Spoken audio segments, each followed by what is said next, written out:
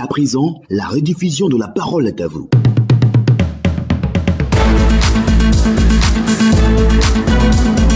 Fermées en mars 2020 dans le cadre de la lutte contre le coronavirus, les frontières terrestres entre la Côte d'Ivoire et ses voisins sont à nouveau ouvertes depuis ce jeudi. La décision prise en Conseil des ministres mercredi dernier va mettre fin aux voies de passage clandestins et permettre ainsi de mieux contrôler le flux migratoire. Cette réouverture des frontières terrestres va également soulager le secteur des transports. Alors, quel commentaire faites-vous de cette décision du gouvernement? Peut-elle contribuer, selon vous, à lutter efficacement contre l'insécurité transfrontalière? 27 20 25 44 48, 27 20 24 27 87. Et le premier à lancer ce débat de ce vendredi est Bado Zakaria. Vous nous appelez du Libéria. Oui. De quelle localité du Libéria exactement? Je voulais remercier le gouvernement de Côte d'Ivoire pour ce qu'ils ont fait. Sinon, on a trop souffert sur les frontières.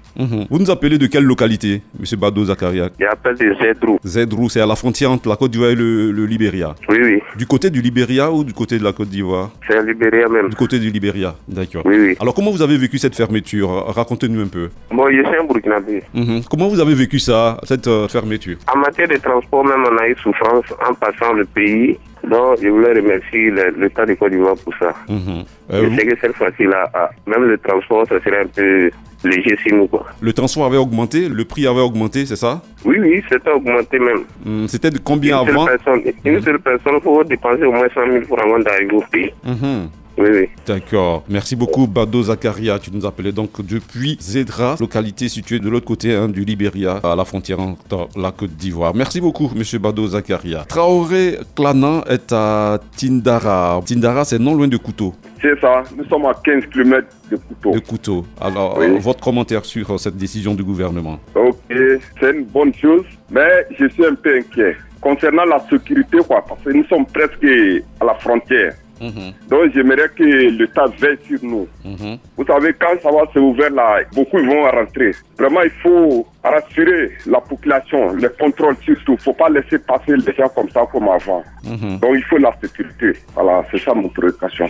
Alors, monsieur Traoré, oui, le porte-parole du gouvernement, le oui, ministre Amadou Koulibaly, a dit ceci à la frise donc de cette décision, une décision qui va permettre une redirection de ces flux de personnes vers les passages officiels de traversée afin d'assurer un meilleur contrôle des flux migratoires. Et le ministre a dit que désormais, les forces de l'ordre maîtriseront mieux, avec cette réouverture, maîtriseront mieux le flux migratoire. Donc, vous pouvez être rassuré, le travail sera fait. D'accord, il n'y a pas de problème. Merci beaucoup, M. Traoré. Connais Mohamed, vous êtes à Konanfla. Oui, je remercie M. le Président de la République parce qu'il y a longtemps, on attendait que les frontières n'ont pas ouvert. Quand on sort de Burkina, on paye beaucoup avant de sortir.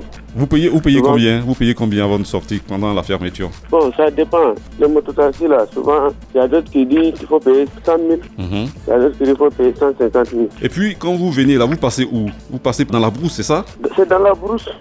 Souvent, même, toi, tu doutes même pas. Donc, on remercie monsieur le chef de l'État, comme il a bien fait pour nous. Désormais, vous allez passer par la voie normale. La voie normale. Voilà. Et puis, vous allez payer moins de frais aussi. Merci beaucoup, M. Kone Mohamed. Ouattara Ladjieta Oumé, vous écoute, M. Ouattara. Je pense que l'ouverture des frontières avec les pays voisins, c'est une très bonne chose parce qu'il n'y avait pas un problème au niveau sécurité dans un premier temps. C'est vrai, officiellement, les frontières étaient fermées, mais de façon clandestine, les mouvements, le flux continuait. Et quand c'est comme ça, on n'arrive pas à maîtriser véritablement qui entre et qui sort et comment ils entrent. Je pense que l'ouverture officielle va permettre à ceux qui font le trafic entre les deux pays ou bien les différents pays frontaliers, ça leur permettra vraiment de prospérer dans leur économie. Surtout au niveau du transport. Au niveau du transport et au niveau commercial également, les commerçants qui vont, qui viennent, à cause de la cherté du transport en cette période de crise, beaucoup ont laissé tomber leur activité. Alors, et je pense que même au plan politique, cela contribue du réchauffement même des relations entre les différents voisins à un grand niveau. Parce qu'au niveau de la CEDEAO, vous voyez, c'est l'intégration, c'est la libre circulation. Avec l'ouverture des frontières, je pense que tout cela sera effectif. Monsieur Ouattara, une décision salutaire du gouvernement. Monsieur Ouattara Ladji, vous avez parlé du transport. Alors, selon l'Union des chauffeurs routiers d'Afrique de l'Ouest, l'UCRAO, cette réouverture va donc permettre de reprendre l'activité dans le secteur. 300 compagnies de transport qui vont reprendre donc les activités, ce qui va mobiliser près de 24 000 personnes qui vont donc retrouver leur emploi, en tout cas, dans le secteur du transport. La précision forte, cela participe vraiment d'un un regain de vitalité à nos différentes économies. Merci beaucoup pour votre contribution, Ouattara Ladji. Et de Oumé, nous prenons la direction de Sipilou dans le Grand Ouest. Retrouvez Diomandé Mamadou. On vous écoute, monsieur Diomandé.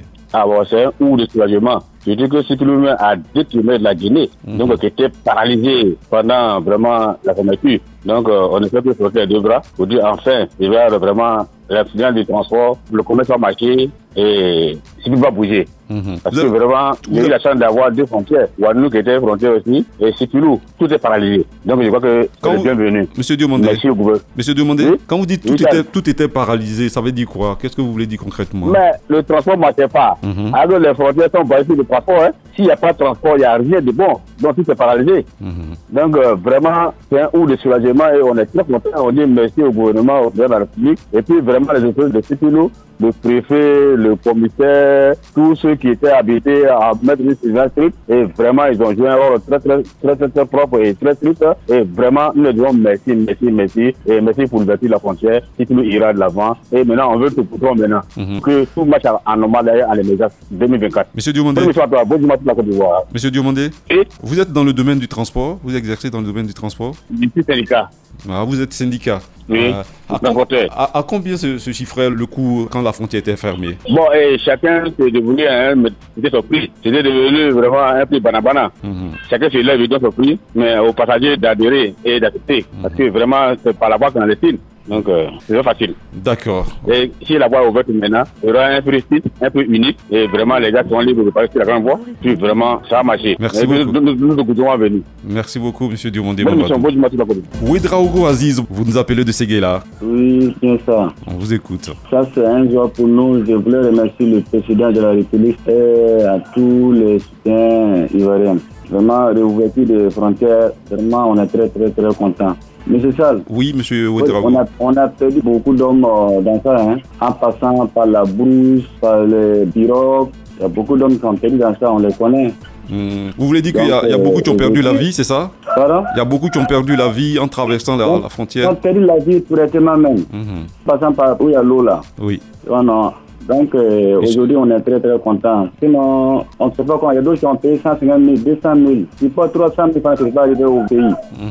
Mais aujourd'hui, comme ça, maintenant, il faut contrôle pour ne pas qu'on passe en brousse encore. D'accord. Voilà, s'il y a contrôle sur la route, tout le monde, tu sais que tu as tous tes papiers, tu peux passer où on ne va pas te déranger. On est très content pour ça. D'accord. Merci beaucoup, monsieur Ouedraogo Aziz. Tu nous apprends qu'il y a eu beaucoup de pertes en vie humaine en voulant traverser de façon clandestine cette frontière par des pirogues sur les cours d'eau. Beaucoup de noyades aussi. C'est vraiment malheureux tout cela. Et la décision donc prise par le gouvernement va régler toute cette situation. Tali Patrice, vous nous appelez de Liepleu. Je vous appelle de Liepleu, département de Danané, région Tonkoui. Dans le Grand Ouest. On vous écoute, monsieur Tali. C'est une décision salutaire, la réouverture des frontières terrestres. Alors, Charles Kablan, il faut dire que nous sommes dans une zone frontalière, la région Tonkoui. On est frontalière, le Libéria, la Guinée. Alors, Charles, c'est pas facile. On a besoin vraiment de la sécurité. La réouverture, c'est très bien, c'est important. Mais je le dis parce que, au temps de la crise, Charles Kablan, la région a été vraiment secouée par les jeunes libériens. Donc, je veux vraiment la sécurité. Ça, c'est une décision très salutaire. Il faudrait que la sécurité soit bien garantie.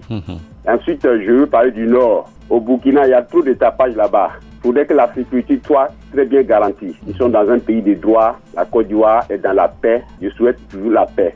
J'ai besoin de la sécurité. C'est ma contribution, Charles Kablan. Monsieur Talif Patrice. Oui. Vous avez évoqué le cas du Burkina Faso où il y a des attaques djihadistes qui donc provoquent des mouvements de population vers la Côte d'Ivoire qui viennent donc se réfugier. Oui. Officiellement, il y a 8700 réfugiés burkinabés donc recensés récemment à la frontière entre la Côte d'Ivoire et le Burkina Faso. 8700 qui sont passés donc de l'autre côté, qui sont sur notre territoire, le territoire ivoirien. Et le gouvernement a donc pris des décisions pour mieux les accueillir et les recenser afin de contrôler donc ce mouvement de réfugiés burkinabés. On vous rassure là-dessus. Toutes les décisions sont prises pour que le contrôle soit strict et que tout soit fait dans un cadre vraiment réglementaire. Merci pour votre contribution, monsieur Tali Patrice. Azoki est à Issia. On vous écoute, monsieur Azoki. Oui, je voudrais dire que c'est une bonne chose. Nous félicitons le gouvernement et le président Alassane. Cependant, est-ce que les frontières, sinon les passages clandestins sont fermés? Je crois qu'il faut plus de vigilance. Les voies normales sont ouvertes, mais il faut qu'on fasse attention pour les voies clandestines.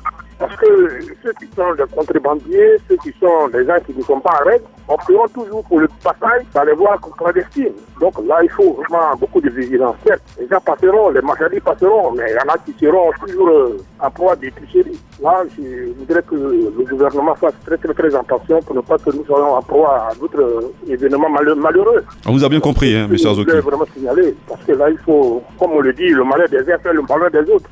Aujourd'hui, ceux qui étaient prêts pour passer sur la voie normale se réjouissent, mais il y en a toujours qui vont toujours tricher. Là, un peu plus de méfiance. D'accord. On vous a bien compris, M. Azoki, depuis ici. Yatana Nyamana, vous êtes à Diokoué. Bien sûr. On vous écoute. Bien, ça c'est une décision vraiment qui est très louable, vraiment très intéressante. Parce que ça permet maintenant au pays de respirer vraiment bien. Les frontières étaient fermées, vraiment c'était pas bon. Maintenant, les petits trous par lesquels les gens passaient, il faut que les gens surveillent ça, il faut qu'on ferme ça. Et là, c'est dangereux. Les temps sont vraiment durs. Ça, il faut qu'on veille vraiment à ce que les passages clandestins qui étaient avant là, qu'on ferme tout ça, qu'on vraiment... C'est ça qui me fait peur, quoi. Vous me comprenez, hein? Oh oui, on se comprend, monsieur Yatana. Voilà, vraiment, c'est ça même, c'est ça. Et le gouvernement est conscient donc de cette situation. Il entend donc prendre toutes les mesures pour assurer la sécurité à ses frontières. Rassurez-vous. Vraiment, ça va nous plaire. Sinon, cette décision-là, elle est très importante. Mais il faut que les petits trous là, on les surveille ou bien qu'on les ferme complètement. Il faut vraiment une surveillance rigoureuse. On comprend bien votre préoccupation, monsieur Yatana. Merci. Sinon, le gouvernement travaille bien. Merci pour votre contribution. De Diokoué, on va directement à Dianra, c'est dans le nord du pays. Ouattara Adama, on vous écoute, monsieur Ouattara. Et je pense que vraiment l'ouverture des frontières est très bonne. Mais je pense que vraiment, si cela est un handicap pour le transport, les transporteurs doivent essayer de voir le prix pour réduire un peu le prix des transports pour que les gens puissent faire les transits comme il se doit. Aussi, vraiment, la sécurité de la frontière, je crains beaucoup Charles Blanc. Et vraiment, je souhaite que le gouvernement veille toujours sur ce côté, vraiment, parce que nous sommes au nord, nous connaissons vraiment les réalités du pays. Et voilà ce que je voulais dire. Merci beaucoup pour cette contribution, Ouattara Adama. Depuis Dianra, la décision du gouvernement a donc été saluée par l'UCRAO, l'Union des chauffeurs routiers d'Afrique de l'Ouest, qui dit ceci, cela va permettre à 300 compagnies de transport de reprendre officiellement les activités, ce qui va générer près de 24 000 personnes qui vont donc reprendre les activités dans ce secteur. Décision saluée également par le Haut Conseil du patronat des entreprises de transport routier de Côte d'Ivoire dirigé par Diaby Ibrahim. Il a tenu une conférence de presse au lendemain donc de cette décision. Il a profité de l'occasion pour appeler les conducteurs routiers au respect du code de la route. Ousmane Sawadogo, vous nous appelez de Mbayakro. Je parle de Mbayakro, village Moussobadougou. Moussobadougou, on vous écoute, Ousmane Sawadogo. Oui, les frontières du Burkina, vraiment, tous les frontières du Côte d'Ivoire, c'est bouclé là, vraiment. Le président de la République, je le salue. Vraiment, les mots me manquent. L'année dernière, on était parti, on a traversé vraiment, arrivé là-bas, là, mais on dit on n'a qu'à rentrer en bouche, on a rentré en bouche. Moi-même, j'étais tombé même pour blesser, bon, je comprends pas, bon, entièrement, au contraire de Burkina pour ouvrir là, vraiment, ça me plaît beaucoup même. Je salue tous les Ivoiriens, tous les Burkinabés, bon, tous les Guinéens, Maliens, Libériens, Ghanéens, tous les frontières là, on n'a qu'à ouvrir tous les frontières. Désormais, je salue le président de la République, Alassane Dramane Ouattara. Et désormais, vous allez aller au Burkina tranquillement par la bonne voie, c'est ça? Merci, oui, c'est ça. Merci beaucoup, Ousmane Sawadogo, dernier auditeur donc de ce temps d'antenne sur notre page Facebook. Amara Ouattara dit ceci, c'est une très bonne décision qui va relancer les activités économiques. Il faut toutefois contrôler le flux migratoire. Jean-Romain Kakou, il était vraiment temps d'ouvrir les frontières terrestres, soulagement pour l'activité du transport. Yao Michel Kofi, la fermeture des frontières avait donné lieu à des passages clandestins. Leur réouverture est donc la bienvenue. Et puis Namori Bakayoko, décision étatique salutaire puisque les rapports entre la Côte d'Ivoire et ses voisins ne pouvaient être effectifs qu'à travers l'ouverture de leurs frontières. Cela va permettre d'intensifier les échanges commerciaux et assurer la fluidité du trafic. La parole est à vous pour ce vendredi. C'est terminé. Merci d'avoir appelé, d'avoir laissé un message sur notre page Facebook. Nous vous souhaitons à toutes et à tous un excellent week-end. Lundi, vous retrouverez Adama Bakayoko pour un autre moment d'échange. Quant à moi, je vous retrouve jeudi et vendredi prochain.